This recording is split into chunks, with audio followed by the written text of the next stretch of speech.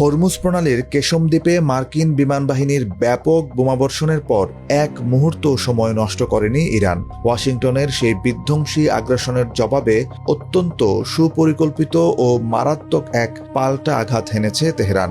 বিবিসির সাম্প্রতিক বিশেষ প্রতিরক্ষা প্রতিবেদন অনুযায়ী Islamic revolutionary guard corps IRGC মধ্যপ্রাচ্যে অবস্থিত মার্কিন সামরিক ঘাঁটি এবং কৌশলগত অবস্থানগুলোকে লক্ষ্য করে ঝাঁকে ঝাঁকে ব্যালিস্টিক ক্ষেপণাস্ত্র ও আত্মঘাতী ড্রোন ছুড়েছে।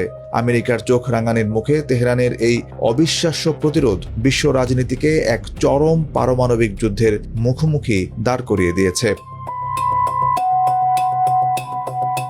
ইরানের এই পাল্টা আঘাতের প্রধান নিশানা ছিল কুয়েত ও বাহরাইনে অবস্থিত মার্কিন যুক্তরাষ্ট্রের দুটি বড় সামরিক স্থাপনা। বাহরাইনে মার্কিন নৌবাহিনীর 5th ফ্লিট এবং কুয়েতের আলী আল সালেম বিমান ঘাঁটিতে আঘাত এনেছে তেহরানের তৈরি ফাতাহ হাইপারসোনিক ক্ষেপণাস্ত্র। মার্কিন সেন্ট্রাল কমান্ড সেন্টকম স্বীকার করেছে যে অত্যাধুনিক প্যাট্রিয়ট মিসাইল ডিফেন্স সিস্টেম সক্রিয় থাকা সত্ত্বেও ইরানের বেশ কয়েকটি ব্যালিস্টিক ক্ষেপণাস্ত্র সরাসরি মার্কিন বাংকারে গিয়ে আঘাত হানে। এই হামলায় ওয়াশিংটনের বেশ কিছু যুদ্ধাস্ত্র ধ্বংস হওয়ার পাশাপাশি বেশ কয়েকজন মার্কিন সেনা মারাত্মকভাবে আহত হয়েছেন। ঘাঁটিগুলোর পাশাপাশি রণক্ষেত্রে থাকা মার্কিন আকাশসীমার উপরও বড় ধাক্কা দিয়েছে ইরান। গত মঙ্গলবার হরমুজ প্রণালীর আকাশে উড্ডয়নরত আমেরিকার একটি অত্যাধুনিক অ্যাপাচি হেলিকপ্টার এবং একটি নজরদারি ড্রোন ভূপাতিত করেছে IRGCর আকাশ প্রতিরক্ষা বাহিনী। ইরান স্পষ্ট করে দিয়েছে যে তাদের মূল ভূখণ্ডের উপর আর কোনো মার্কিন যুদ্ধবিমান ডানা মেললে তার পরিণতি হবে আরও ভয়ানক।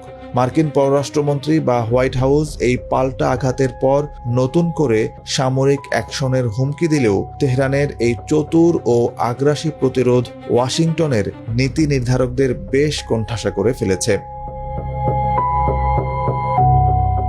আমেরিকার বোমাবর্ষণের পর ইরান যেভাবে পাল্টা আঘাত হানল তা প্রমাণ করে যে মধ্যপ্রাচ্যে ওয়াশিংটনের একচ্ছত্র দাপটের দিন শেষ।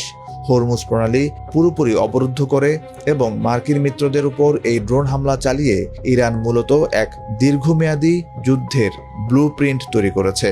বিশ্ববাসী এখন শঙ্কিত চিত্তে অপেক্ষা করছে ট্রাম্প প্রশাসনের এই অহমিকা বনাম তেহরানের অনড় অবস্থান শেষ পর্যন্ত কোন দিকে যাবে।